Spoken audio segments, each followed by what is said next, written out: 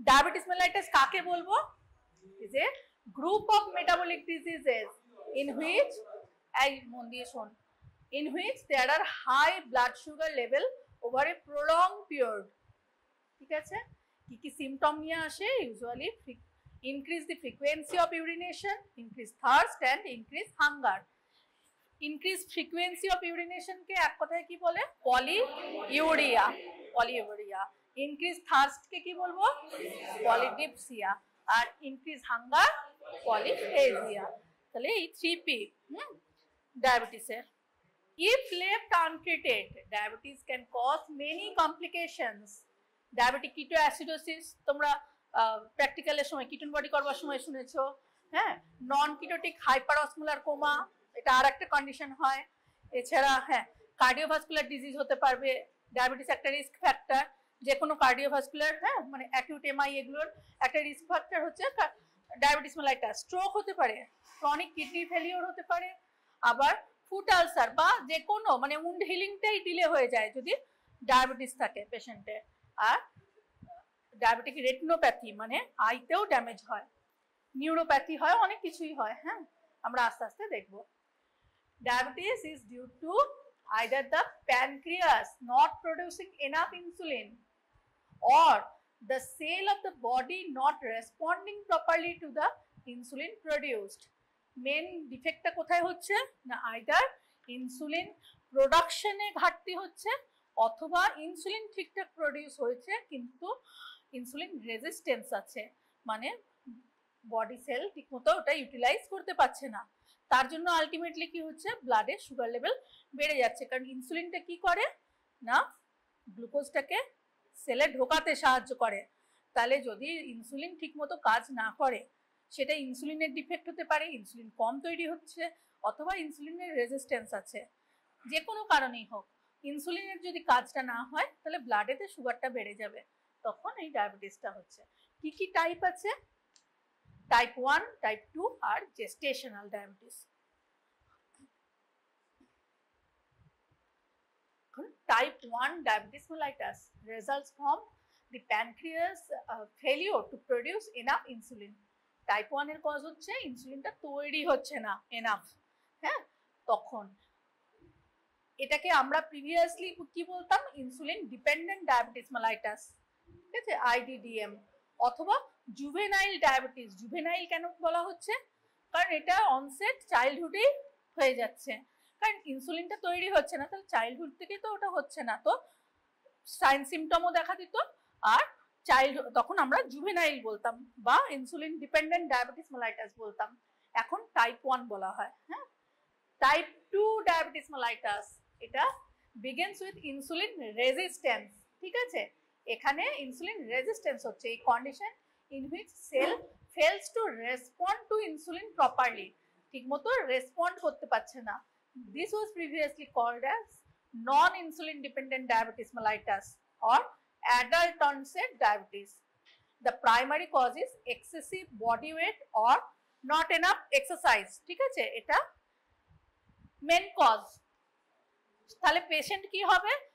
একটা AZ patient আসবে, মানে চাইল্ডহুডে আসবে না, অ্যাডাল্টহুডে আসবে সে, আর ওবেজ হবে। তখন আমি বুঝবো তার যদি যে ডায়াবেটিসটা সেটা হচ্ছে টাইপ 2 ডায়াবেটিস, ইনসুলিনের রেজিস্ট্যান্সের জন্য। নেক্সট টাইপ হচ্ছে gestational diabetes, is the third form.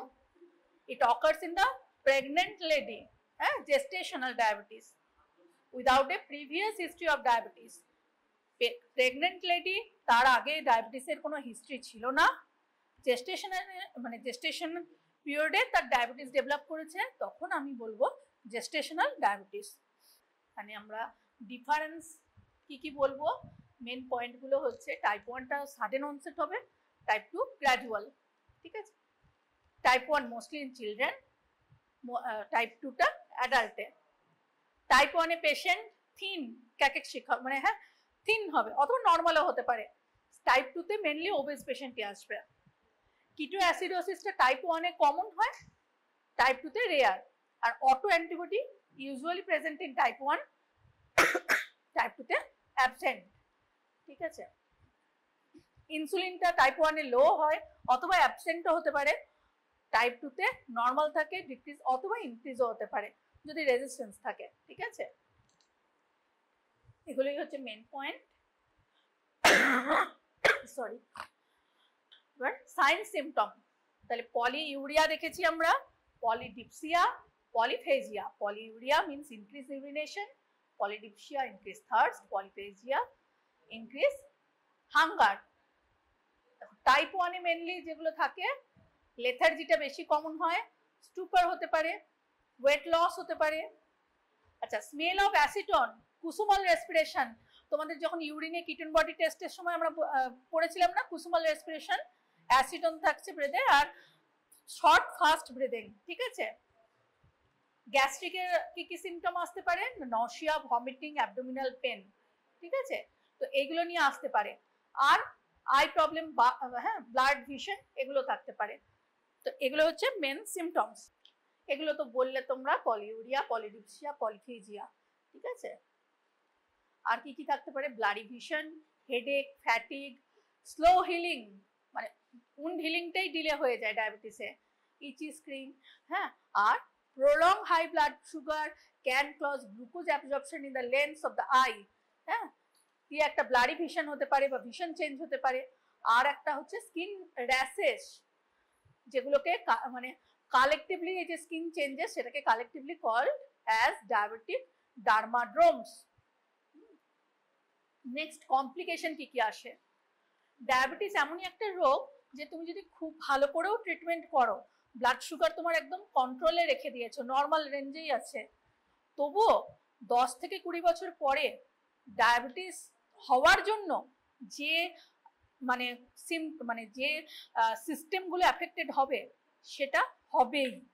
মানে তুমি পেশেন্টকে এটা বলতে পারবে না যে আপনি যদি সুগার একদম নর্মাল রাখেন তাহলে আর আপনার diabetic neuropathy, diabetic nephropathy, diabetic retinopathy, এগুলো, হ্যাঁ, আবার কার্ডিওলজিক্যাল প্রবলেম, এগুলো হবে না, এটা তুমি গ্যারান্টি দিতে পারবে না। কি বলতে পারবে যে তাহলে পেশেন্ট কি বলবে যে তাহলে আমার যখন হবে আমি ট্রিটমেন্ট করবো না, না, ওটা ডিলে হবে। যেটা তোমার ট্রিটমেন্ট না করলে 5 বছর পরে হয়ে যাচ্ছে, সেটা হয়তো 10 থেকে 20 বছর লাগবে তোমার হতে, কিন্তু সিস্টেমগুলো অ্যাফেক্ট করবেই। হ্যাঁ, তো ডায়াবেটিস এমনই একটা রোগ, হ্যাঁ, সিস্টেম অ্যাফেকশন তুমি আটকাতে পারবে না, ডিলে করতে পারবে কিন্তু আটকাতে পারবে না। ঠিক আছে, তো all forms of diabetes increase the risk of long term complication. This typically develop after many years, 10 to 20. Major কি করছে না, লং টার্ম কমপ্লিকেশনের মধ্যে মেজর থাকছে damage to the blood vessels, increase the risk of cardiovascular disease, macrovascular disease, stroke, peripheral vascular disease, মানে vascular ডিজিজের চান্সটা বাড়িয়ে দিচ্ছে। আর কি করছে, মানে stroke, cardiovascular disease, peripheral vascular disease, এগুলো সব হচ্ছে।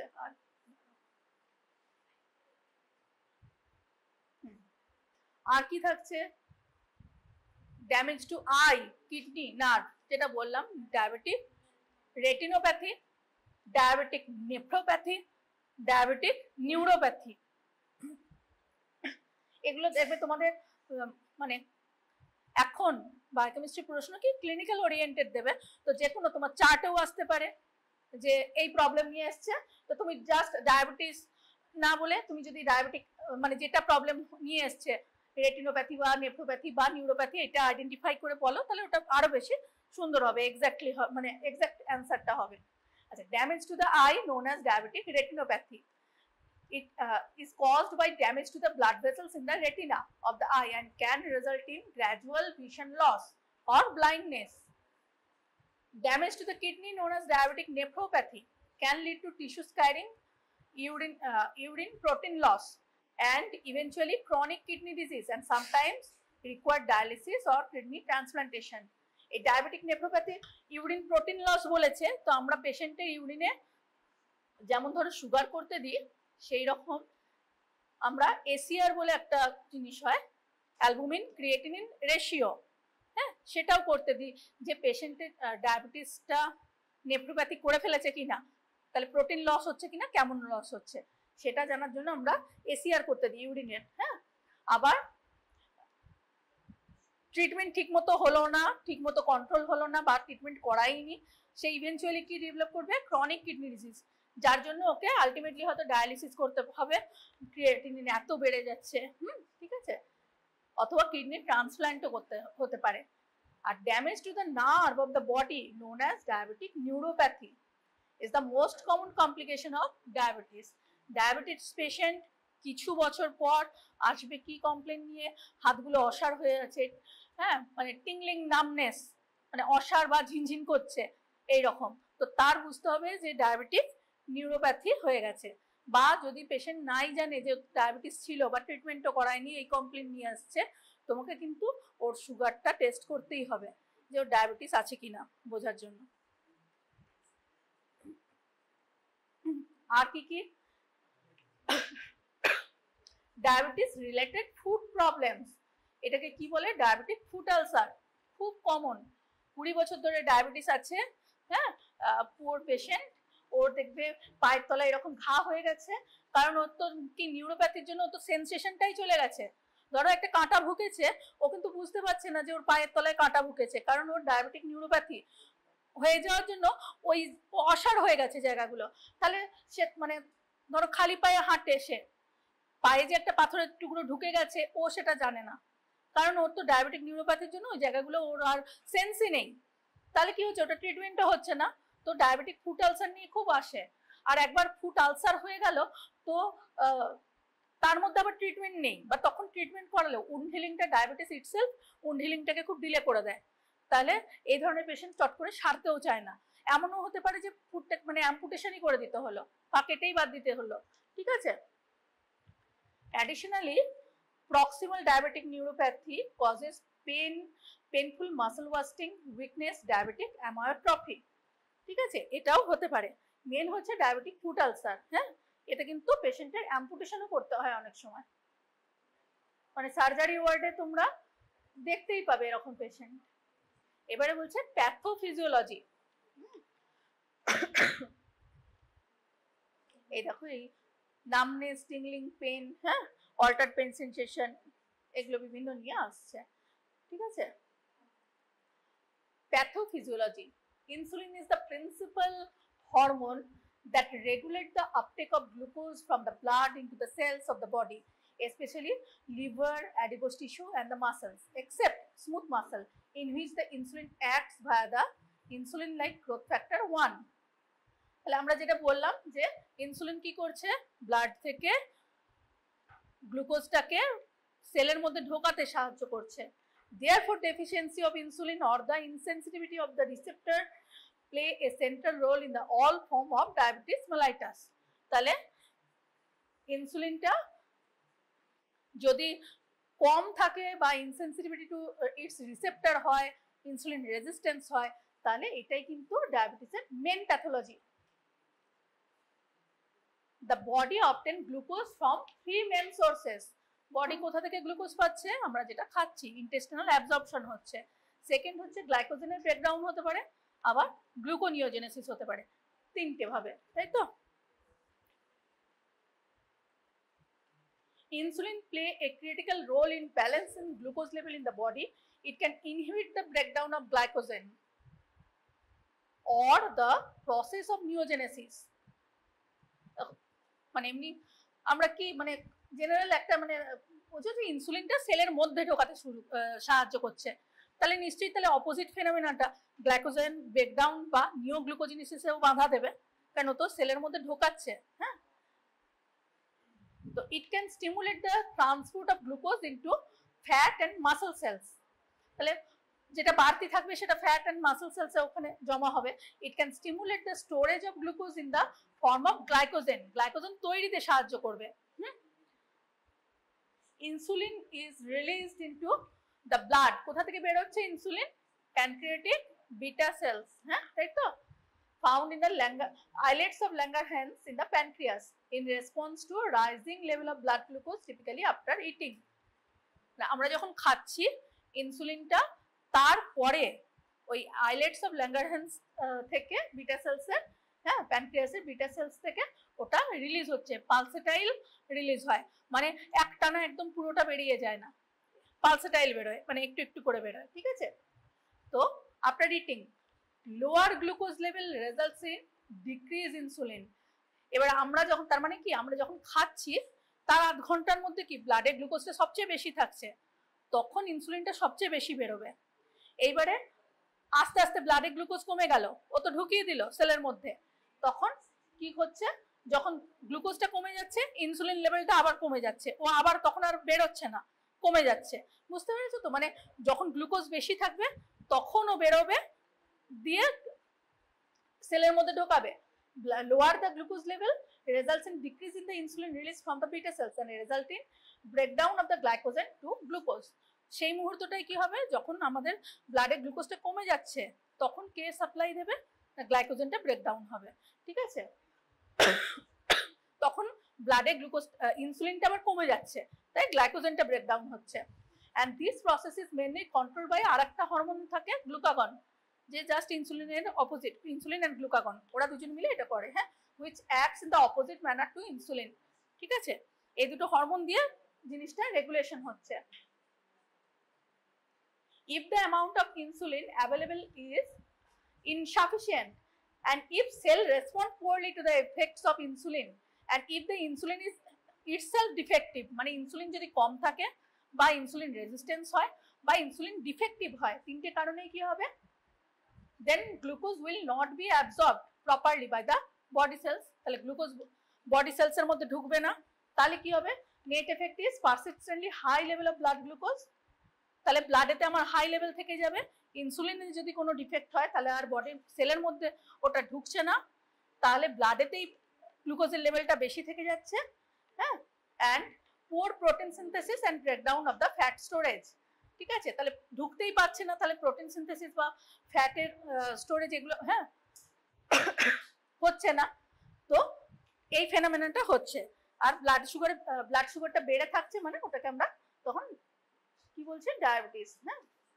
when the glucose concentration in the blood remain high over time, অনেকক্ষণ ধরে আমার ব্লাড গ্লুকোজ বেশি আছে, তখন এক সময় কি হবে, কিডনি থ্রেশহোল্ডটা ছাড়িয়ে যাবে। থ্রেশহোল্ড, গ্লুকোজের থ্রেশহোল্ড কত, 1, বলো, হ্যাঁ, কিডনিতে, হ্যাঁ, গ্লুকোজের থ্রেশহোল্ড 180, হ্যাঁ 180, হ্যাঁ, যখন ওটা ছাড়িয়ে যাবে তখন কি হবে, আর কিডনি তো রিঅ্যাবজর্ব করতে পারছে না, তখন গ্লাইকোসুরিয়া হবে, তখন আমার ইউরিনেতে, এই বুঝতে পারছিস তো, তখন ইউরিনেতে গ্লুকোজটা দেখা যাবে, মানে গ্লুকোজ বাড়ছে, মানে কনসেন্ট্রেশন অফ গ্লুকোজ ইনক্রিজ করছে ব্লাডে, এক সময় ওটা কিডনির থ্রেশহোল্ডকে ছাড়িয়ে যাবে, তখন ইউরিনে গ্লুকোজ আসবে, সেটাকে গ্লাইকোসুরিয়া বলা হচ্ছে। এবার যখন ইউরিনে গ্লুকোজ আসছে অটোমেটিক তার অসমোটিক প্রেশারটা বেড়ে যাচ্ছে, ইউরিনে গ্লুকোজটা বেশি, তার মানে ওর অসমোটিক প্রেশারটা বেশি হয়ে যাচ্ছে, কনসেন্ট্রেটেড ইউরিন হচ্ছে তো, হ্যাঁ, গ্লুকোজ কনসেন্ট্রেশন বেশি, তো অসমোটিক প্রেশার বেশি হয়ে যাচ্ছে, তখন কি হচ্ছে না, রেজাল্টস ইন পলিইউরিয়া, তাহলে ও বেশি বেশি জল টানছে, বেশি বেশি ইউরিন পাস করছে, তাহলে পলিইউরিয়া হচ্ছে। তো increase fluid loss, lost blood volume will be replaced osmotically from water held by the body cells and other body compartment. এবারে জল বেরিয়ে যাচ্ছে, তাহলে ব্লাডের ভলিউমটা তো মেনটেন করতে হবে, ওটা করতে গেলে কি হচ্ছে, বিভিন্ন জায়গা থেকে বডির অন্যান্য কম্পার্টমেন্ট থেকে জলটা আসছে, তাহলে ডিহাইড্রেশন তৈরি হচ্ছে, যখন ডিহাইড্রেশন বডিতে তৈরি হচ্ছে অটোমেটিক তাহলে মানে ইনক্রিজ থার্স্ট হয়ে যাচ্ছে, ঠিক আছে, বুঝতে পারছো তো, মানে কিভাবে পলিডিপসিয়া হয়ে যাচ্ছে, ডিহাইড্রেশন, তখন আমার বেশি থার্স্ট হচ্ছে, জল বেশি খাচ্ছি, পলিডিপসিয়া, ঠিক আছে।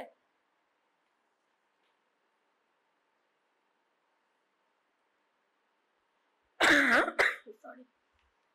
Type 1 diabetes mellitus is characterized by loss of insulin producing beta cells of the islets of Langerhans in the pancreas, leading to insulin deficiency, and this type also termed as immune mediated or idiopathic, diabetes mellitus ও বলা যেতে পারে।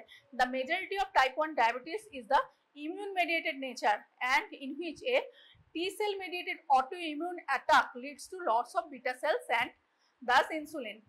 মানে এটা একটা মানে ওই যে আমি প্রথমে ডিফারেন্সটাই বলেছিলাম যে অটো ইমিউনিটির জন্য হচ্ছে। কেনই বা আমার প্যানক্রিয়াসে বিটা সেল কেন ইনসুলিন তৈরি করতে পারছে না, ও মানে ইমিউনিটি মেডিয়েটেড ডিস্ট্রাকশন হয়ে যাচ্ছে হ্যাঁ বিটা সেলগুলো, তাই মানে এটা অটো ইমিউনিটি কাজ করছে, ঠিক আছে, টাইপ 1 এর ক্ষেত্রে।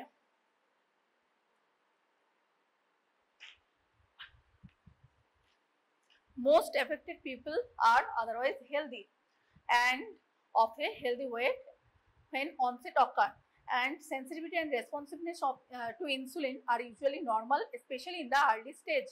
প্রথম দিকে কিন্তু ইনসুলিন সেন্সিটিভিটিটা নরমালি থাকে টাইপ 1 এর ক্ষেত্রে, বা পেশেন্টও নরমালি দেখতে লাগছে। হ্যাঁ, type 1 diabetes can effect children or adult but was traditionally term, আগে যেটা বলা হয়েছিল জুভেনাইল বা ইনসুলিন ডিপেন্ডেন্ট, কারণ অনসেটটা চাইল্ডহুডে ইউজুয়ালি হচ্ছে। আচ্ছা, এখানে আর একটা টাইপ 1 এ আর একটা থাকে, এটা এইচএলএ জেনোটাইপ, হ্যাঁ লিঙ্ক হয়। আবার আর একটা দেখা গেছে যে গ্লুটেনটাও একটা মানে এই টাইপ 1 এর সঙ্গে রিলেটেড। এই গ্লুটেন মানে ওই খাবারে যেটা, হ্যাঁ ডায়েটারি গ্লুটেন, সেটার কথা বলা হয়েছে, ঠিক আছে। নেক্সট টাইপ 2 টাই কি হচ্ছে, characterized by insulin resistance. The defective responsiveness of body tissue to insulin is believed to involve the insulin receptor, and in the early stage এটাকে তো টাইপ 2 টাকে নন ইনসুলিন ডিপেন্ডেন্ট ডায়াবেটিস বলা হতো। হ্যাঁ, প্রাইমারিলি এটার সঙ্গে কি মানে ইনভলভ আছে লাইফস্টাইল ফ্যাক্টর। হ্যাঁ, কারণ ওবেস পেশেন্টদের মধ্যে বলেছি এই যে obesity, lack of physical activity, poor diet, stress, এগুলো কিন্তু এই টাইপ 2 টাকে তৈরি করে বা ইনসুলিন রেজিস্ট্যান্সটাকে ডেভেলপ করে। পুয়ার ডায়েটের মধ্যে মানে কি বলছে বলতো, পুয়ার ডায়েট মানে কি, খায় না পেশেন্ট, হ্যাঁ হ্যাঁ হ্যাঁ ব্যালেন্স ডায়েট খাচ্ছে না, মেনলি ধর পুয়ার ডায়েটের কোয়ালিটিটা পুয়ার। হ্যাঁ, মানে হচ্ছে যে ফাস্ট ফুড খায়, বেশি মিষ্টি খাচ্ছে, জাঙ্ক ফুড খাচ্ছে। হ্যাঁ ঠিক আছে, মানে তো তোরা যেটা করিস তাই তো। তো এগুলোতে কি হবে, 40-এর দিকে গিয়ে ডায়াবেটিস তৈরি হয়ে যাবে, টাইপ 2 ডায়াবেটিস। হ্যাঁ, কার্বোহাইড্রেট বেশি খাচ্ছে, হ্যাঁ মানে ভাত রুটি বেশি খাচ্ছে, কার্বোহাইড্রেটটাও তো মানে সিম্পল মানে কমপ্লেক্স কার্বোহাইড্রেট খাচ্ছে না, তাহলে কি ইনস্ট্যান্টলি ব্লাড গ্লুকোজটা বাড়ছে। ধর কোল্ড ড্রিঙ্কস খেলি, ওতে কি আছে, কিছুই তো নেই, ক্যালোরিটা দিয়ে দিল খালি। হ্যাঁ, তারপরে যে কোনো ফাস্ট ফুড, হ্যাঁ সেটা যে যাই হোক, সে চিপসও হতে পারে, আবার রোল মোমো এগুলোও হতে পারে, চাউমিনও হতে পারে, ম্যাগিও হতে পারে, সবকিছুই, আইসক্রিমও হতে পারে, আবার মিষ্টিও হতে পারে, ঠিক আছে। তো এইগুলো সরি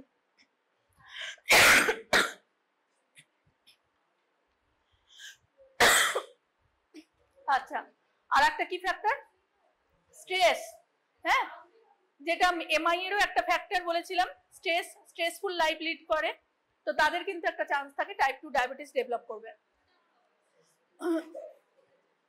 এই যে খাবারগুলোর মধ্যে সুগার সুইটেন ড্রিঙ্কস মানে সফট ড্রিঙ্কস, হ্যাঁ মানে যেগুলো কোল্ড ড্রিঙ্কস গুলো খাও। হ্যাঁ, type of fats in diet, যদি ডায়েটের মধ্যে স্যাচুরেটেড ফ্যাট আবার ট্রান্স ফ্যাটি অ্যাসিড এগুলো যদি বেশি থাকে তাহলে ইনক্রিজ রিস্ক করবে। ফ্যাটের মধ্যে কোনটা ভালো বল, কোন ফ্যাট দুটো ভালো, MUFA poly unsaturated fatty acid, mono unsaturated fatty acid, এগুলো হচ্ছে better. Eating lots of white rice, হ্যাঁ তাহলে এইগুলো, ল্যাক অফ এক্সারসাইজ, এই জিনিসগুলো। তো টাইপ 2 ডায়াবেটিস মানে সময়ের সঙ্গে সঙ্গে ওটা টাইপ 2 ডায়াবেটিস করবে, একদিনে করবে না, তাই মানুষ সতর্কও হয় না।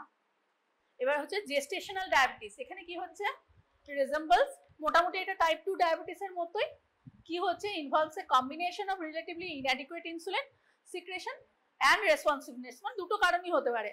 হ্যাঁ, যে ইনসুলিনটা কম বেরোচ্ছেও হতে পারে, আবার রেজিস্ট্যান্স হচ্ছে এটাও হতে পারে। It occurs 2 to 10% of the pregnancies and may improve or disappear after delivery.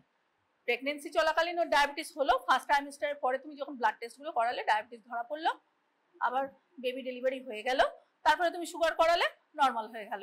হ্যাঁ, তো জেস্টেশনাল পিরিয়ডটার সময় খালি থাকছে, ওই জন্য gestational diabetes.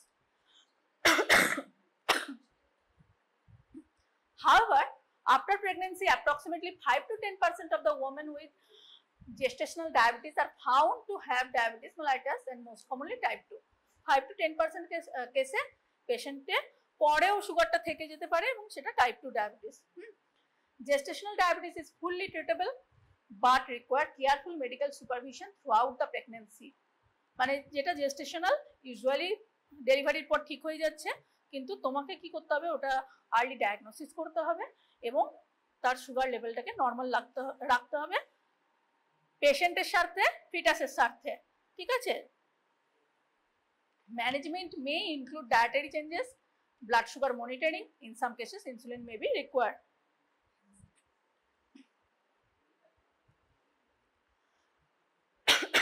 Though it may be transient, untreated gestational diabetes can damage the health of the fetus or the mother. Risk of the baby কি বেবির হতে পারে, ম্যাক্রোসোমিয়া, ডায়াবেটিক মাদার, ঠিকমতো ট্রিটমেন্ট হয়নি, বেবি একদম বিশাল বেবি হলো, হ্যাঁ, macrosomia, high birth weight, congenital heart defect, central nervous system anomaly, skeletal muscle malformation, এগুলো বেবির হতে পারে, ঠিক আছে, যদি ট্রিটমেন্ট না করা হয় জেস্টেশনাল ডায়াবেটিসের।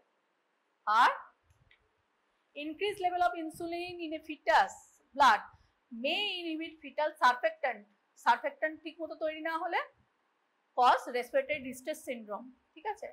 a high blood bilirubin level may result from red blood cell destruction, সেখান থেকে তাহলে হাই বিলিরুবিন হচ্ছে, সেখান থেকে আবার জন্ডিসও হচ্ছে, তাহলে অনেক কিছু হতে পারে, তাহলে আমাকে ঠিক মতো ট্রিটমেন্ট করতে হবে। in severe cases perinatal death may occur most commonly as a result of poor placental perfusion due to vascular impairment. Treatment করা হয়নি মায়ের, তাহলে ভাস্কুলার ইম্পেয়ারমেন্ট হতে পারে, প্লাজেন্টাল পারফিউশনটা পুয়ার হয়ে গেল, ঠিকমতো ব্লাড পেলো না, হ্যাঁ, তাহলে পেরিনেটাল ডেথও হতে পারে বাচ্চার। Labour induction may be indicated with decrease placental function, তাড়াতাড়ি লেবারের অনসেট হয়ে গেল, মানে ডেট ছিল 1 মাস পর, আগেই হ্যাঁ লেবার পেন স্টার্ট হয়ে গেল। A caesarean section may be performed if there is marked fetal distress or an increased risk of injury associated with macrosomia such as shoulder dystocia. আচ্ছা, এখানে যদি বাচ্চাটা ধরো ট্রিটমেন্ট করা হয়নি, তাহলে বাচ্চা তো বড় বাচ্চা হচ্ছে, তো সে তো নর্মাল ডেলিভারি হবে না তার, হ্যাঁ, তো তখন আমরা বা নর্মাল করতে গেলেও কি হবে, কাঁধের কাছটা এই শোল্ডার ডিস্টোকিয়া যেটা বলছে, কাঁধের কাছটা গিয়ে আটকে যাবে, হ্যাঁ, বেরোবে না, তাহলে আমরা নর্মালের রিস্কেই যাব না। ডায়াবেটিক মাদার ঠিক মতো ট্রিটমেন্ট হয়নি, আমি সিজারি করবো। আচ্ছা দেখ, ওরালও কিছু কমপ্লিকেশন হয়, হ্যাঁ, periodontal changes in diabetes mellitus, দাঁতগুলো এরকম হয়ে যাবে, হ্যাঁ, ট্রিটমেন্ট না করালে। ডেন্টাল ক্যারিজ হবে, হ্যাঁ, জেরোস্টোমিয়া হতে পারে, টেন্ডারনেস থাকবে, ঠিক আছে, ইনক্রিজ স্যালাইভেশন, এগুলো সব হতে পারে। হাইপারগ্লাইসেমিয়া, মানে অনেকদিন ধরে সুগার বেশি আছে তখন। এবারে পেশেন্টের ডায়াগনোসিস আমরা কিভাবে করব?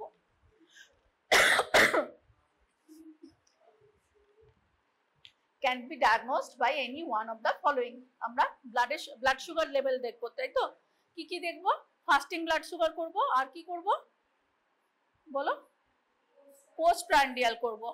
ফাস্টিংটা কিভাবে, মানে পেশেন্টকে আমি একটা ইনস্ট্রাকশন তো দেবো, ধরো পেশেন্ট আসছে, হ্যাঁ 8 to 12 আওয়ার ফাস্টিং থাকবে, আগের রাতে নর্মাল খাবার, যে মানে ধরো আগের রাতে বিয়ে বাড়ি খেয়ে চলে এলো, হ্যাঁ হবে না, সুগার ফাস্টিং বেশি থাকবে, ঠিক আছে, বা আগের রাতে বেশ মাটন খেয়ে নিল, হ্যাঁ, তো এরকম করলে হবে না, বা আইসক্রিম খেয়েছে, বা মানে এরকম নয়, রেগুলার বাড়িতে যে খাবারটা খায় সেই খাবারটাই খাবে, হ্যাঁ, আর তারপরে 12 ঘন্টা পরে সে ব্লাড দেবে। তো ফাস্টিং সুগারটা দেখবো, ব্লাড গ্লুকোজ কত থাকবে, নর্মাল কত, এই normal range of blood sugar ball, blood glucose, হ্যাঁ 70 থেকে 110 মিলিগ্রাম পার ডিএল, তাই তো? এবারে তাহলে 110 অবধি নর্মাল, তাই তো? ডায়াবেটিস কখন বলবো?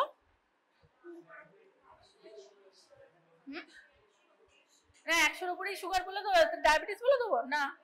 কতর উপরে? 126-এর উপরে, 126 মিলিগ্রাম পার ডিএল এর উপরে। আর ওই মাঝেরটাকে কি বলবো? 110 থেকে 126, 114 এসছে ফাস্টিং, কি বলবো? প্রি ডায়াবেটিক বলবো। হ্যাঁ, প্রি ডায়াবেটিক, ডায়াবেটিক হচ্ছে 126-এর উপরে, ঠিক আছে? এবার পিপি এলো। পিপির ক্ষেত্রে পেশেন্টের ফাস্টিং দিতে পারছি না, আমি পিপি করতে দিয়েছি, তাহলে পিপির ক্ষেত্রে কি দেখবো? আচ্ছা, পিপি মানে পোস্টপ্রান্ডিয়াল। পেশেন্ট কি করবে? যার যেটা স্টেপল ডায়েট, মানে ধরো তুমি মানে গুজরাট রাজস্থানে আছো, তুমি তাকে বলবে না যে ভাত খেয়ে 2 ঘন্টা পরে, সে ভাতই খায় না, তো সে যেটা খায় সেটা, ঠিক আছে? রোজের সে যেটা খায় সেটা খাবার 2 ঘন্টা পর। 2 ঘন্টা পর মানে কি খাবার খাওয়া শেষ হলো তারপরে সে টাইম দেখবে? না, এটা সব জায়গাতে ভুল করে। খাবারের প্রথম গাবলটা ঘড়িটা দেখে নিল, ব্লাডটা দেবে ঠিক সেখান থেকে 2 ঘন্টা। সে ওই আধ ঘন্টা ধরে খাচ্ছে, 1 ঘন্টা ধরে খাচ্ছে, ওরকম নয়। প্রথম গাবলটা স্টার্ট করলো, এবার তো ইনসুলিন তো সিক্রেশন তখন থেকে স্টার্ট করে যাবে, তাই তো? মানে প্রথম গাবলটা আমি ধরবো, তার 2 ঘন্টার মাথায় আমি ব্লাড টানবো। সে যেটা রোজের খায়, সেই মানে সে তার যেটা স্টেপল ডায়েট, সে সেটাকে খাবে, তার 2 ঘন্টা পরে ব্লাড দেবে। তখন আমি ভ্যালুটাকে, কোনটা আমার ভ্যালু? এমনি পিপি কত হয় নরমাল? ওটা লেখা নাই, বল। 140-140-এর মধ্যে হতে হবে, ঠিক আছে? 140-এর মধ্যে। আর ডায়াবেটিস কখন বলবো? 200 বা তার উপরে হয়ে গেল, 200 বা তার উপরে। এটাও যেমন 126 বা তার উপর, 126টা কিন্তু ডায়াবেটিক, হ্যাঁ, এটাও 200 বা তার উপরে। আর ওই 140 থেকে 200 ওটা কিন্তু প্রি ডায়াবেটিক, ঠিক আছে? এই দুটো দেখতে পারি। আর একটা হচ্ছে HbA1c, গ্লাইকেটেড হিমোগ্লোবিন, এটাকে দেখতে পারি। এটা কত থাকবে? মোর দ্যান ইকুয়াল টু 6.5, ওর নিচে হলে normal, more than equal to 6.5 হচ্ছে ডায়াবেটিক, ঠিক আছে? তাহলে এইগুলো আমরা দেখে ডায়াগনোসিস করলাম। আর একটা হচ্ছে oral glucose tolerance test, OGTT। হ্যাঁ, এটা আমাদের শর্ট নোটও আসতে পারে, ঠিক আছে? এখানে কি করছে? Measure the body's ability to metabolise glucose, most commonly done to check the gestational diabetes. Gestational পেশেন্টকে তো আমি একদম ফাস্টিং বলবো না বা পিপি বলবো না, তার ক্ষেত্রে অসুবিধা। আমি তার এই জেস্টেশনাল মানে OGTT করব। হ্যাঁ, ওরাল গ্লুকোজ টলারেন্স টেস্ট কি করব? পেশেন্টের আমি প্রথমে ফাস্টিং সুগার নিয়ে নিলাম, ঠিক আছে? ফাস্টিং ব্লাড গ্লুকোজটা মাপলাম। এবার ওকে আমি 75 গ্রাম গ্লুকোজ দিলাম। হ্যাঁ, 75 গ্রামই তো, বাবা, হ্যাঁ 75 গ্রাম গ্লুকোজ আমি ওকে 5 মিনিট ধরে খেতে বললাম আস্তে আস্তে, ঠিক আছে? খেলো। তারপরে আমি ওর ব্লাড গ্লুকোজ লেভেলটা মাপবো 1 ঘন্টা, 2 ঘন্টা, 3 ঘন্টা পর। 3টে ভ্যালু আমি মাপবো, ঠিক আছে? হ্যাঁ, blood samples are drawn for 3 times with the time interval of 1 hour. এবারে মেপে তারপরে আমি রেজাল্টটাকে আমি কম্পেয়ার করব। পিপল উইদাউট ডায়াবেটিস, এখানে হচ্ছে ফাস্টিং ভ্যালু থাকবে আন্ডার 6, এখানে মিলিমোলেই দিয়েছে, মিলিমোলটা বেটার। হ্যাঁ, আমাদের মনে রাখতে অসুবিধা হয়, কিন্তু এটা দিলে এটা মিলিমোলেই লিখে দেবে। হ্যাঁ, ঠিক আছে? ফাস্টিং ভ্যালু বিফোর টেস্ট কি থাকবে? Under 6 millimole per litre. আর অ্যাট 2 আওয়ার এটা 7.8 আন্ডার, মানে এটা তাহলে উইদাউট ডায়াবেটিস মানে নর্মাল হবে যদি আন্ডার 7.8 মিলিমোল পার লিটার হয়। People with impaired glucose tolerance, মানে গ্লুকোজ টলারেন্সটা ইম্পেয়ার্ড হয়েছে, কখন বলবো? না, ফাস্টিং ভ্যালুটা থাকবে 6 to 7 এর মধ্যে, আর 2 ঘন্টা পরের ভ্যালুটা দেবে 7.9 to 11 মিলিমোলের মধ্যে। ডায়াবেটিক লেভেল কখন বলবো? যদি 7-এর বেশি হয়, আর মানে ফাস্টিংটা 7-এর বেশি আর 2 ঘন্টারটা 11-এর বেশি। এই মাঝেরটাকে বলবো ইম্পেয়ার্ড গ্লুকোজ টলারেন্স। যেমন আগেরটাকে আমরা প্রি ডায়াবেটিক বলছিলাম, এখানে এটাকে বলা হচ্ছে ইম্পেয়ার্ড গ্লুকোজ টলারেন্স। আর ডায়াবেটিক লেভেল হচ্ছে 7-এর বেশি ফাস্টিং, আর পিপি হচ্ছে 11 মিলিমোল পার লিটারের বেশি। জেস্টেশনাল ডায়াবেটিস বা তোমার OGTT এগুলো শর্ট নোটে আসতে পারে। এখানে দেখো ওটাই দিয়েছে। হ্যাঁ, ফাস্টিং এ থাকছে, এটা হচ্ছে WHO ডায়াবেটিস ডায়াগনস্টিক ক্রাইটেরিয়া। ওই যেটা আমরা বললাম এতক্ষণ 110-এর নিচে নর্মাল, হ্যাঁ 140-এর নিচে নর্মাল পিপিটা। আর ডায়াবেটিসটা হচ্ছে more than equal to 126 fasting আর মোর দ্যান ইকুয়াল টু 200 হচ্ছে পিপি, আর HbA1cটা মোর দ্যান ইকুয়াল টু 6.5। ঠিক আছে, এটা হচ্ছে WHO ডায়াগনস্টিক ক্রাইটেরিয়া, মানে যেটা তোমরা জানো বা যেটা বললাম। ঠিক আছে, জেস্টেশনালটার ক্ষেত্রে একটু একটু আলাদা আছে। আচ্ছা, এবারে হচ্ছে ম্যানেজমেন্ট। পেশেন্ট তো এলো, তুমি ডায়াগনোসিস করলে, তুমি দেখলে ডায়াবেটিক রেঞ্জ, এবারে কি করবে? পেশেন্টকে প্রথমেই কিন্তু ধরো মানে প্রি ডায়াবেটিক রেঞ্জে এসছে, তো তুমি তো তাকে তখনই ওষুধ দিয়ে দেবে না, কারণ ওই ওষুধ স্টার্ট করলেও মানে সে তো প্রথমেই বলবে এবার আজীবন তো আমাকে ওষুধ খেয়ে যেতে হবে। তো প্রথমেই তুমি কি করবে? তাকে বলবে, পেশেন্ট যদি একটু এডুকেটেড হয় তাহলে তুমি তাকে লাইফস্টাইল মডিফিকেশন করতে বলবে, বা পেশেন্টকে যদি মানে ধরো খুব শিক্ষিতও নয় কিন্তু যদি তুমি বোঝাতে পারো, কনভিন্স করাতে পারো যে আপনার যে সুগারটা একটু বেশি আছে সেটা কিন্তু লাইফস্টাইল মডিফিকেশন করলে ঠিক হয়ে যাবে, তো সে সেটা আগে করবে। তাহলে গুড নিউট্রিশন দেবে, রেগুলার এক্সারসাইজ। রেগুলার এক্সারসাইজ বলতে কি বলে বলতো? হ্যাঁ, মানে কতক্ষণ করে, তুই কি অ্যাডভাইস দিবি? কতক্ষণ করবে, কদিন করবে? হ্যাঁ, কতদিন করবে সপ্তাহে? তো সময়ই নাই, তো কি করবে তাহলে? সপ্তাহে 3 দিন 8 ঘন্টা করে করলেই সেটাই এনাফ। বেশি করলেও চলবে, কিন্তু সপ্তাহে 3 দিন কেউ যদি 8 ঘন্টা, সেটাকেই কিন্তু আমরা রেগুলার এক্সারসাইজ বলবো। ঠিক আছে, 8 ঘন্টা ফ্রি হ্যান্ড এক্সারসাইজ করলো, সেটাই কিন্তু এনাফ। আমাদের যেটা সেটাও টাইম হয় না, তাই তো? হ্যাঁ, diet control to maintain the blood pressure. হ্যাঁ, আচ্ছা, মেডিকেশন। মেডিকেশনের মধ্যে কি কি থাকে? অনেক রকম গ্রুপ আছে, মেনলি যেগুলোকে আমরা বলি ওরাল হাইপোগ্লাইসেমিক ড্রাগস। এটা তোমরা যখন ফার্মা পড়বে তখন দেখবে তার 3 রকম 4 রকম ভাগ আছে। কোনোটা ইনসুলিনকে বাড়ায়, হ্যাঁ, কোনোটা মানে রেজিস্ট্যান্সের ক্ষেত্রে বেশি কাজ করে, তো এরকম অনেকগুলো টাইপের আছে। তো মেন হচ্ছে ওরাল হাইপোগ্লাইসেমিক ড্রাগ, যদি তার কম বেড়েছে। আর যদি ধরো ফাস্টিং 500 দিকে চলে গেছে, 400-500 চলে গেছে, তখন আর আমি পেশেন্টকে বলবো আপনি ইনসুলিন নিন, সেটাই বেশি ভালো। হ্যাঁ, মানে যখন অনেক বেশি ব্লাড গ্লুকোজ লেভেল চলে যাচ্ছে তখন আমরা পেশেন্টের জন্য কিন্তু ইনসুলিন ইনজেকশন ভালো। ইনসুলিন ইনজেকশনটা ওই পেনে করে দেয়, সাবকিউটেনিয়াস, হ্যাঁ, দিতে হয়। ঠিক আছে, তো সেটা থাকে, সেটা সকাল দুপুর রাত 3 বার করে দেওয়া যায় ম্যাক্সিমাম। হ্যাঁ, তো মানে মানে যে পেশেন্ট বাড়িতে নেবে, আর যেটা ধরো একদম মানে খুব খারাপ অবস্থায় হসপিটালে ভর্তি আছে, তাকে তো তুমি তোমার ইচ্ছা মতো দিচ্ছ, 2 ঘন্টা অন্তর অন্তর মনিটর করছো, তো এরকম। ঠিক আছে, তো এই মেডিকেশন হতে পারে। আর কি আছে? আর সার্জারি হতে পারে। সার্জারির মধ্যে প্যানক্রিয়াস ট্রান্সপ্ল্যান্ট, কিডনি ট্রান্সপ্লান্টেশন যদি কিডনি ফেলিওর হয়ে যায়, হ্যাঁ, আর ওয়েট লস সার্জারি, সেটাও করা যেতে পারে। তো এগুলো মেনলি করা হয় না, মেডিকেশনের উপরেই রাখা হয়, ইউজুয়ালি ওরাল হাইপোগ্লাইসেমিক ড্রাগই দেওয়া হয়। আর আর আমি পেশেন্টকে কি বলবো যে আচ্ছা, HbA1cটা কতদিনের রেজাল্টকে শো করে বলতো? হ্যাঁ, কেন না? আরবিসি, হ্যাঁ। তো এই আমি ধর পেশেন্ট খুব ভালো, কমপ্লেন্সও ভালো, ওর ঠিক মতো ওষুধ খায়, রেগুলার আসে, তো আমি তাকে কি করব, 3 মাস অন্তর অন্তর শুধু HbA1cটা চেক করলে আমার হয়ে যাচ্ছে। সেটা যদি দেখি আমি 6.5 এর কম আছে, তাহলে একদম খুব ভালো, পেশেন্ট কন্ট্রোল আছে, আমাকে আর কিছুই করতে হচ্ছে না। আর না হলে পরে আমি পেশেন্টের বা তখন কি করব, অন্তত যে পেশেন্টের ওয়েল কন্ট্রোলও আছে তাকেও আমি 6 মাস অন্তর আমি তার ফাস্টিং, পিপি, তারপরে HbA1c এগুলো আমি দেখবো। ঠিক আছে, পেশেন্টকে ওইভাবে আমি বলে রাখবো যে আপনি ওষুধ নিয়মিত খাবেন এবং 6 মাস অন্তর চেক করে ওষুধটার ডোজটা অ্যাডজাস্ট করতে হবে। আর যার অনেক দিন হয়ে গেছে অবশ্যই তার আই চেক আপ করবো, তার কিডনি ফাংশন ঠিক আছে কিনা, আমি ইউরিয়া ক্রিয়েটিনিন দেখবো, 24 আওয়ার প্রোটিন দেখবো, ACR দেখবো, এগুলো তো দেখবোই। ঠিক আছে, আর নিউরোপ্যাথি হয়ে গেলে তো নিউরোপ্যাথির জন্য আমরা কি করি, অনেক মানে মেডিসিন দেওয়া হয়, দেখবি মানে নিউরোপ্যাথিতে মেনলি কি ভিটামিন বি কমপ্লেক্সটা তো ওটা কাজ করে, তো বি কমপ্লেক্স দেওয়া হয়। আর তাছাড়া আরো বড় বড় লেভেলের নিউরোপ্যাথি হয়ে গেলে সে নার্ভের ডাক্তার দেখবে।